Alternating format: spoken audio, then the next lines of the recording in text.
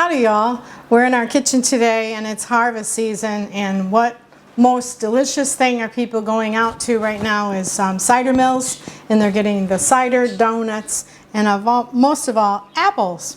So we're going to be doing some fun project with apples for your family, and I've got some Granny Smith today. We're going to be making some caramel apples, and it's a favorite of mine, and I'm sure you'll enjoy this treat. So what you do is I'm going to try a recipe today. First time trying it, so you'll be with me. But I've purchased these at Walmart, and I've washed them, dried them, and I put them in the refrigerator. So we're going to be working with cold apples today, okay? So they're ready to go. So I got my pan ready. We're going to be using 3.5 sticks of unsalted butter. And that's going to be melted first. And then we're going to go to 2 cups of dark brown sugar. And we're going to melt those first. Then we're going to be adding Eagle Brand. Now, Eagle Brand milk is a condensed, sweetened condensed milk that's been around for many, many years, all of my life, my mom's life. And I know that I took a cooking class one time, and you can boil this in a pan, okay? If you put this in the pan and you boil it, I think it's, I don't know, don't quote me on I think it's a couple hours. When you open it, it's caramel dip. It turns to caramel.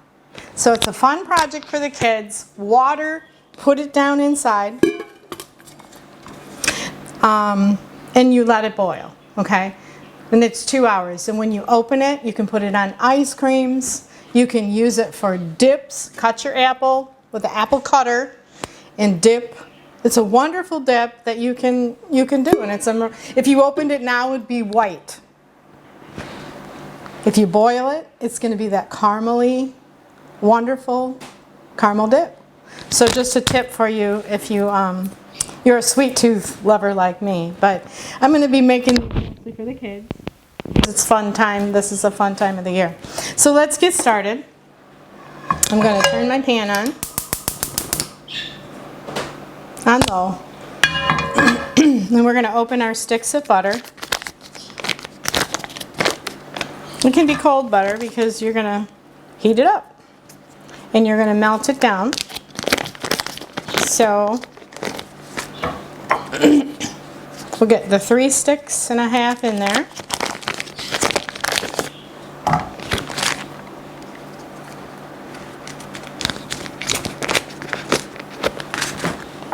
This extra little piece made it our proper recipe amount. So we'll get that in, and here we go. Now, what fun things are you going to be doing this time of year? Well, we're going to be on the next show. I want to be able to do some apple crisp. I got family coming in tonight and invited people over, so I told them don't have their sweets.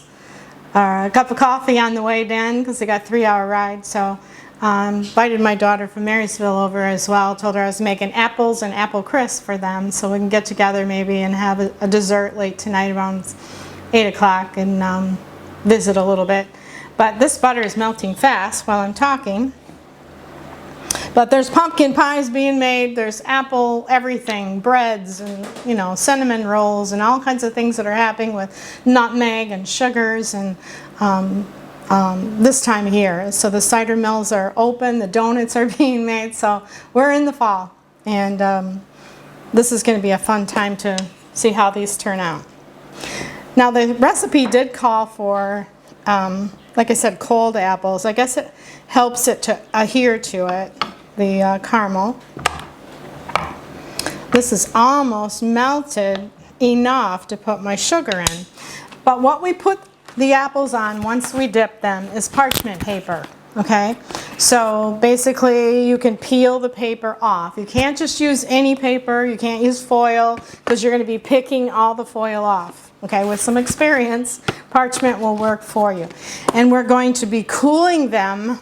If you want to double dip them, which probably we will do, 2 dips in the caramel.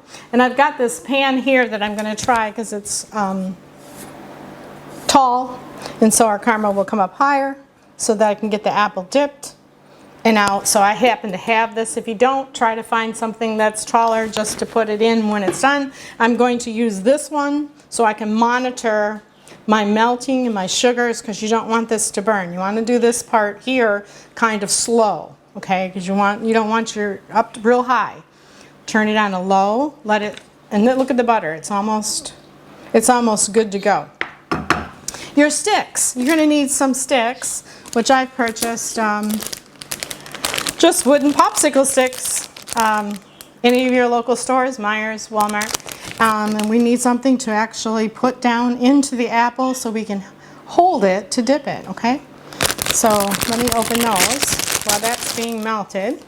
So basically our items: Eagle brand milk, butter, sugar, dark brown sugar, vanilla, which will be added in at the end, parchment paper, apples, and sticks. Okay. Here we go. This one's ready to go on low heat. Took about, what, a minute and a half, 2 minutes to get our butter where it needs to be. And then we're going to put 400 grams or 2 cups, okay, into our butter mixture. I'm going to go to the cider mills, and you see all those wonderful caramel apples in the window, and you're picking fruited. You can put almost anything on the bottom of your apples. You can keep them plain and just eat the caramel. Some people just like that.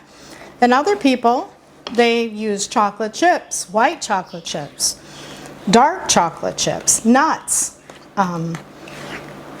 anything really.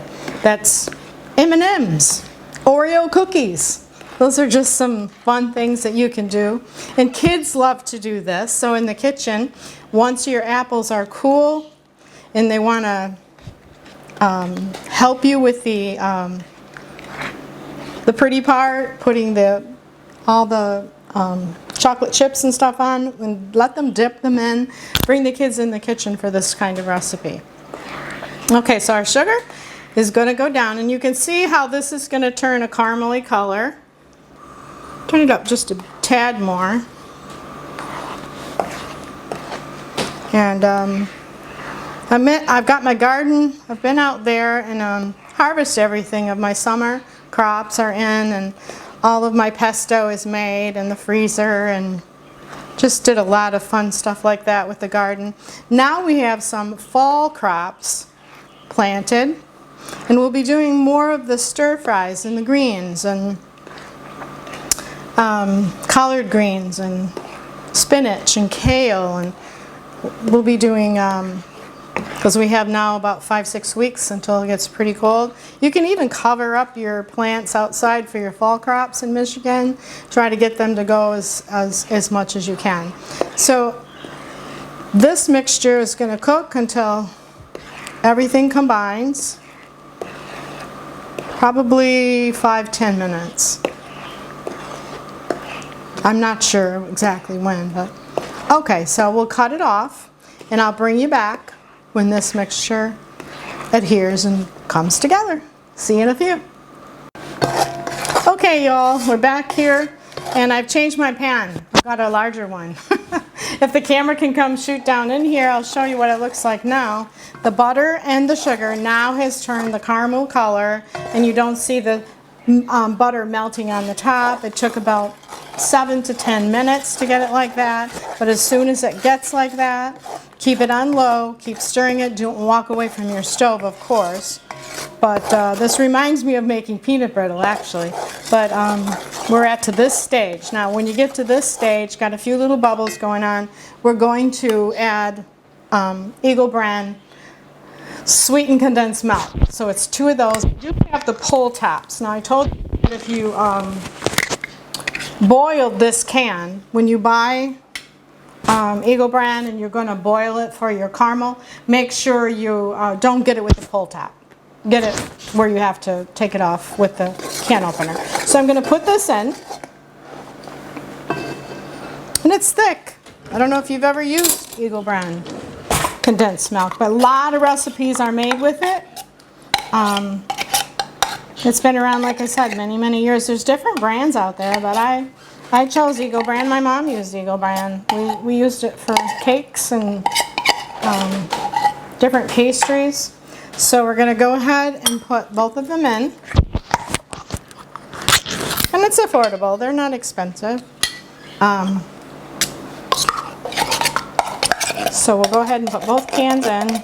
We'll scrape out every bit of it. And I think we're going to cook it a little while. It's probably going to cook about 15 to 20 minutes, maybe a little more, depending on your stove.